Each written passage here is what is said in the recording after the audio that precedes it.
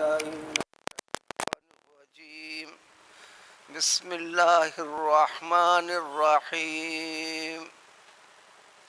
ويسألونك عن الجبال وقل ينسفها ربي نسفا ويذرها قاعا صفصفا لا ترى فيها عوجا ولا أمتا يومئذ يتبعون الداعي لا عوج له وخشعت الأصوات للرحمن ولا تسمع إلا همسا.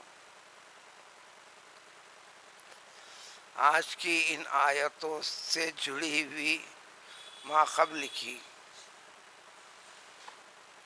جن کا تذکرہ ترجمہ مطلب جو کل گزرا تھا، جس میں تذکرہ تھا قیامت سے متعلق،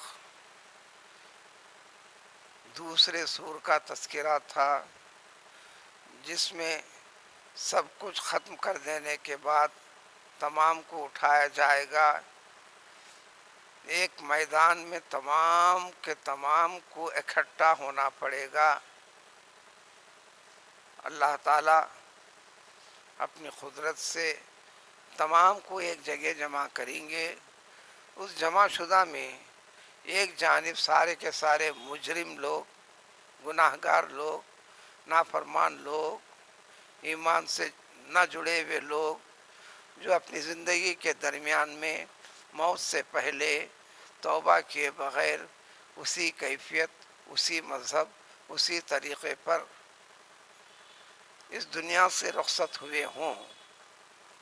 ان تمام کا جب جمع کیا جائے گا تو ان کی تمام آنکھیں نیلی کے نیلی پڑی رہیں گی، یعنی روشنائی ختم ہو جائے گی.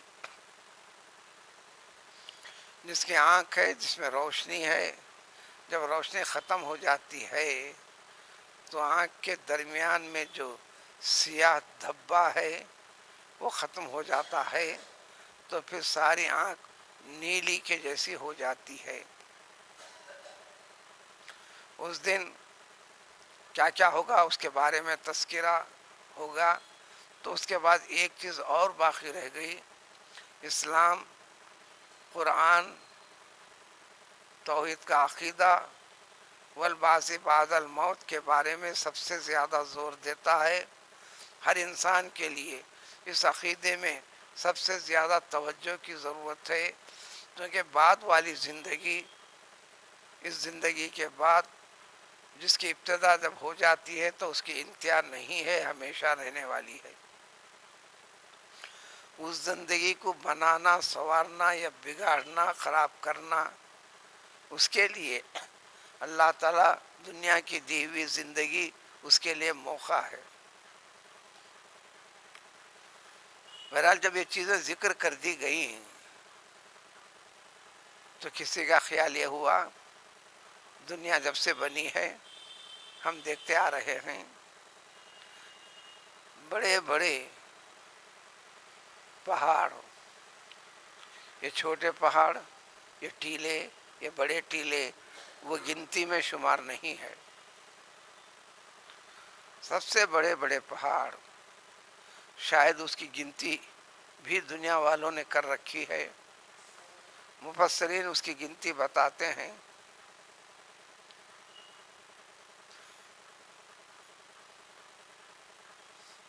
6,06,073 ایسے بڑے بڑے پہاڑ ہیں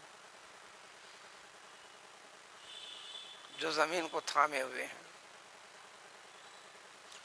ان پہاڑوں میں تو کوئی تبدیلی آج تک نہیں دیکھے، اس لیے کہ قاعدہ ہے دنیا کی ہر چیز ایک حالت پہ نہیں رہتی. ایک انسان ہے جو کل اس کی طبیعت مزاج تھا، آج نہیں ہے، جو آج ہے پھر کل نہیں رہے گی. پچھلے اس زمانے میں وہ بچہ تھا، آج جوان ہے، آج بوڑھا ہے. کبھی جوانی میں دنیا چھوڑ دیا ہے، بڑھاپے میں دنیا چھوڑ دیا ہے. درخت، شجر، حجر سب ایک وقت ہے ان کے اگنے کا، اگتے ہیں، بڑھتے ہیں، سوکھتے ہیں، خشک ہوتے ہیں، جب وقت آتا ہے تو یا تو کٹ جاتے ہیں یا مر جاتے ہیں یا سوکھ جاتے ہیں یا گر جاتے ہیں. تو دنیا کی ہر چیز کے اندر تغیر، تبدیلی اختیار کرتے چلنا، یہ قاعدہ ہے. ہر چیز میں جو تبدیلی ہوتی ہے، کبھی کچھ کبھی کچھ، اس کا انجام یہی ہے کہ وہ فوت ہونے والی ہے، ہلاک ہونے والی ہے، برباد ہونے والی ہے.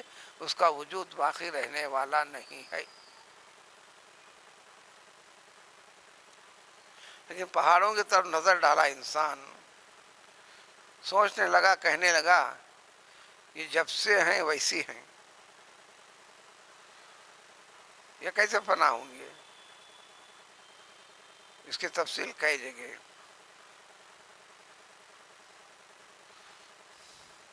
سورۃ القاریہ کے اندر بھی وہی تفصیلات ہیں، القاریہ تم القاریہ کے اندر، اور دوسری جگہ بھی اس کی تفصیل اسی قسم کی ہے.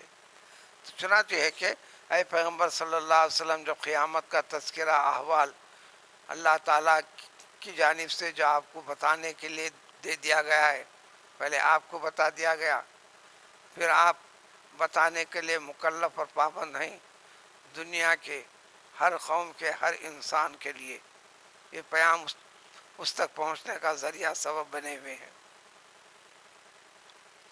تو ان پہاڑوں کے بارے میں بھی یہ سوال کرتے رہیں گے لوگ، جب کر رہے تھے کیے تھے.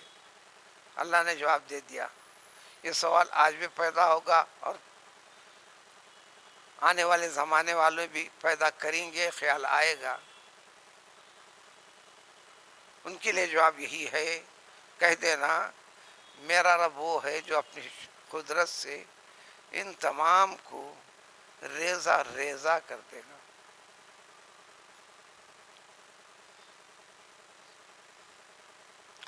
ریتی کے ذرات کے جیسے ہو جائیں گے، اور سب ہوا چلتے رہے گی، چلائی جائے گی، سب فضا میں اڑتے ہوئے رہیں گے، رہ کر پھر زمین پر واقع ہو کر سب ایک جیسا پیظہر ہوا. پھر اللہ تعالیٰ اس کو ذرات کی شکل بنا کر بکھیر دے گا، ایک مسطح حال کے جیسا بن جائے گی ساری کی ساری دنیا زمین. کسی بھی پیمانے سے ناپ لو، دیکھ لو، انچ برابر کہیں بھی نہ اونچ رہے گی نہ نیچ رہے گی.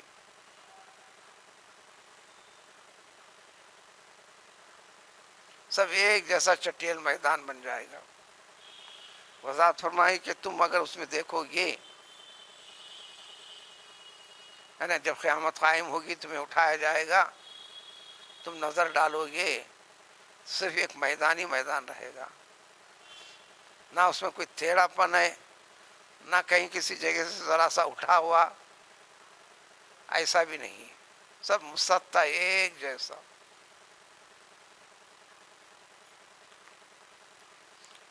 یعنی یقین رکھو کہ ہر بندے کو اپنے رب کے روبرو پیش ہونا ہے.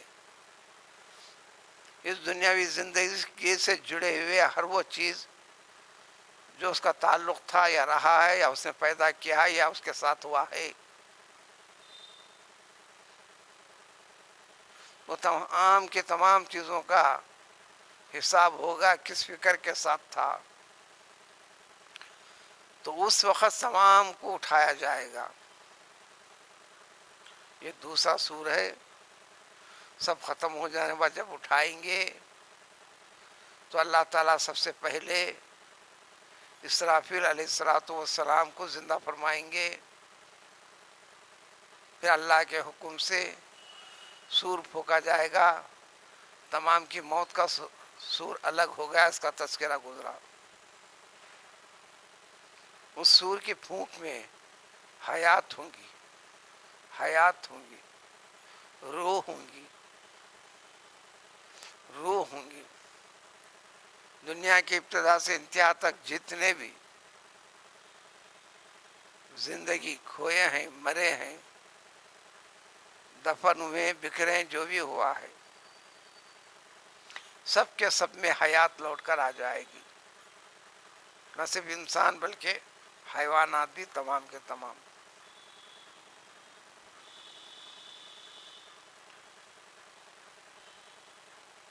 تو اس وقت اسرافیل علیہ السلام بحکم خدا بندی ایک اعلان کریں گے، ندا کریں گے. بس اس آواز کے پیچھے کوئی رکنے والا نہیں. اس آواز کا پیچھا کرتے سب کے سب ایک طرف آگے بڑھیں گے، جو رب کے پاس بڑھنا ہے. سب ترتیب سے چلیں گے، کوئی ٹیڑھا پن آگے پیچھے ہونے والی بات نہیں.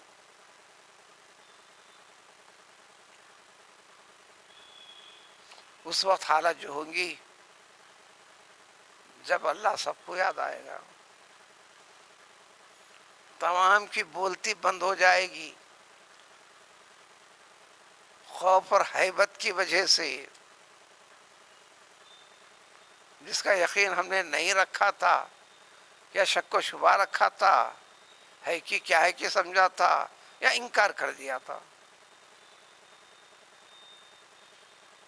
جتنے نافرمانی کرتے ہیں انکار کی ہی شکل ہے، یہ یقین کی کمی کی شکل ہے. جب کہیں تو کسی کو کچھ کہہ دیا، جھوٹ کہہ دیا، غیبت کر دیا، حق تلف کر دیا، تہمت لگا دیا، جھوٹی گواہی دے دیا، حق تلف کر دیا، نفس کے تقاضے کے لحاظ سے یہ حرام ہے یہ گناہ ہے اس کی پرواہ نہیں کیا.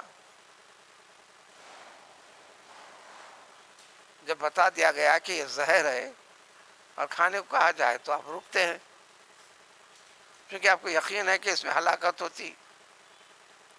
جب یہ بدعملی والی زندگی تمہاری ہلاکت کا ذریعہ بنے گی، بتا دیا گیا تو اس کی پرواہ کیے بغیر پھر ہلاک و برباد کرنے والی چیزیں جو آخرت میں کریں گی، پھر اس کا ارتکاب کر رہا ہے، اس پہ لگا ہوا ہے انسان، تو کیا مطلب ہوا؟ اس میں یقین نہیں رکھتا. فلا تسمعوا الا ہمسا، کسی کی آواز سنو گے نہیں تم، آہستہ آہستہ. ہیبت میں آواز بھی بند ہو جائے گی، نکلے گی تو بالکل کھس کھس کھس کھس تھوڑی سی آواز نکلے گی. سب کے سر منڈیاں نیچے کرے ہوئے رہیں گے. اب ہوتا کیا ہے، کیا ہوتا کیا نہیں. جو عمل ہے اس کے لحاظ سے اس میں کیفیت پیدا ہوگی. دنیا میں آپ نے تعلق رابطہ پیدا کیا، کسی کو دوست بنایا، کسی کو دشمن بنایا، کوئی موافق ہے تو کوئی مخالف ہے، کوئی بیٹا ہے تو کوئی باپ ہے تو کوئی ماں ہے، کوئی بھائی ہے، بہن ہے، کچھ نہ کچھ رشتے سے جڑے ہوئے ہیں. یہاں پر کچھ ہوا تو پیار و محبت کی نظر سے اس کو دیکھتے تھے، یا مخالف ہے تو نفرت کی نظر سے دیکھتے تھے، لیکن وہاں کچھ نہیں ہوگا.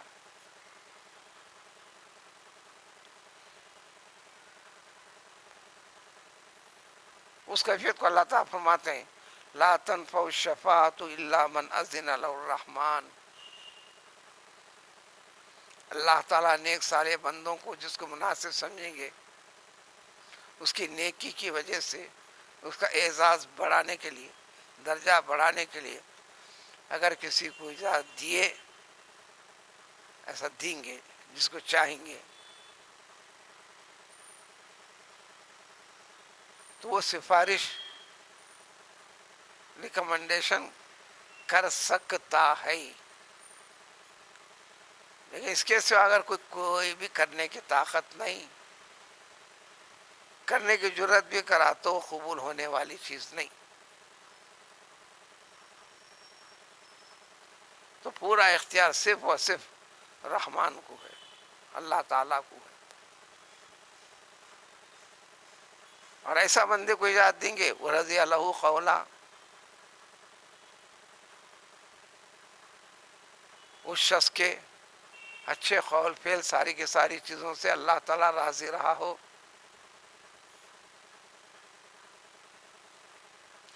یہ انسان اپنے آگے پیچھے زندگی کا اگلا پیچھا جو کچھ ہے سب سامنے حاضر ہوگا، جان جائیں گے لیکن اللہ تعالیٰ کا جو علم ہے، ساری کائنات، آسمان زمین، اس میں رہنے والے مخلوقات، وہ کیا حقیقت ہے، وہاں تک کسی کی رسائی ہو ہی نہیں سکتی. وَلَا يُحِيطُونَ بِهِ عِلْمًا. بس ایک کیفیت ہوگی حشر کے میدان میں، عَنَتِ الْوُجُوهُ لِلْحَيِّ الْقَيُّومِ. اللہ تعالیٰ کی ذات جو حیٌّ ہے، قیوم ہے.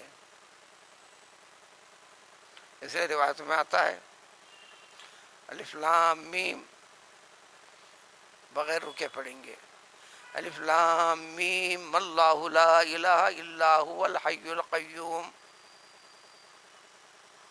اور یہ جملہ وعنت الوجوہ للحی القیوم، اس میں یہ لفظ، یہ چیز اللہ کا سب سے بڑا نام ہے. یہ پوائنٹ آؤٹ ہم بھی نہیں کر سکتے. ایک سے زائد تم ہے، اس میں اعظم اس میں ہو سکتا ہے. اس میں اعظم تلاش کرو تو اس میں کرو.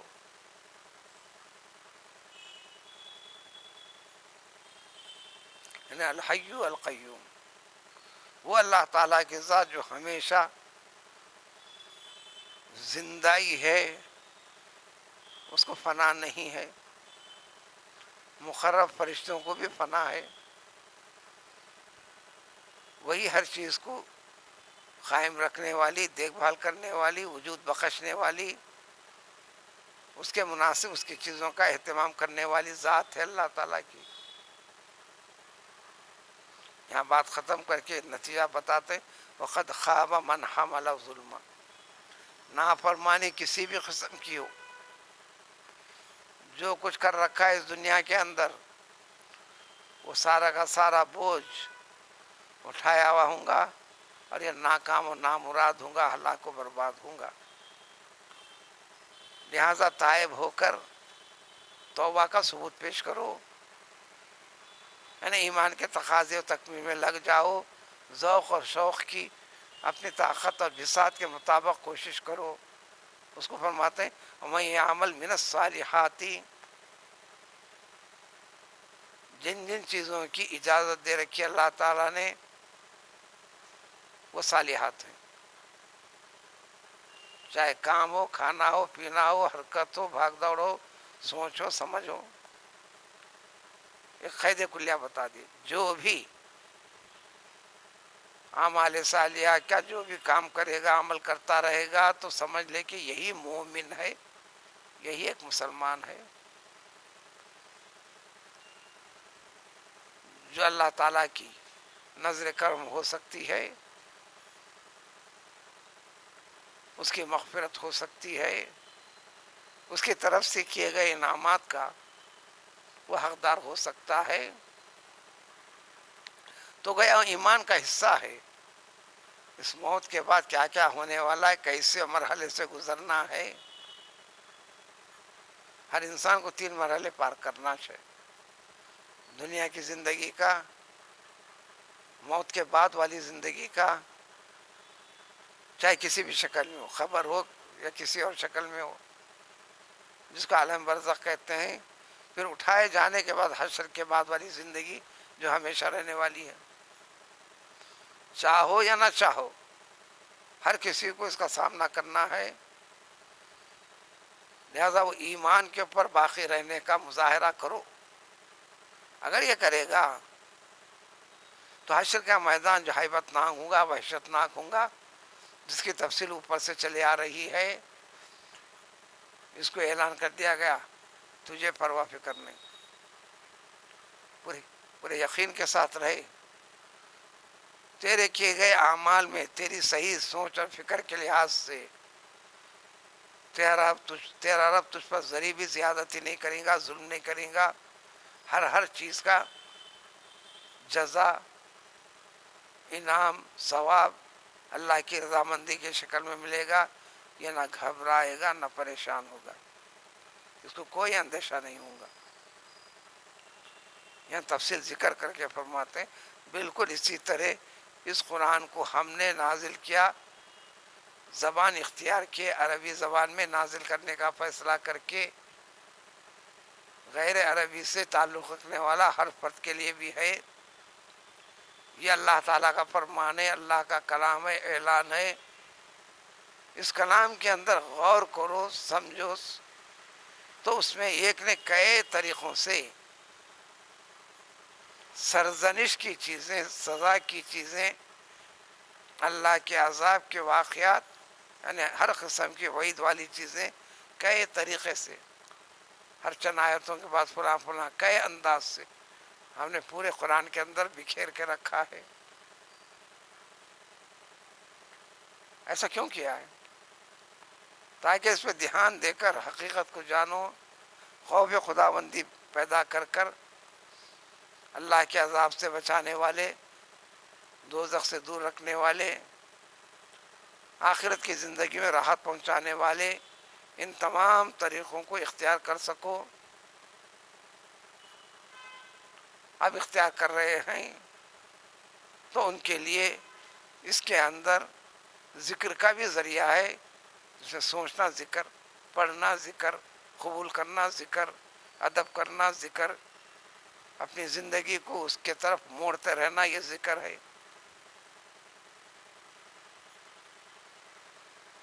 لیکن آدمی کثرت انسانوں کی اس کی طرف مائل ہوئے بغیر من مانی اپنی اپنی فکر میں، اس کی وضاحت اگلی آیت میں۔ سبحان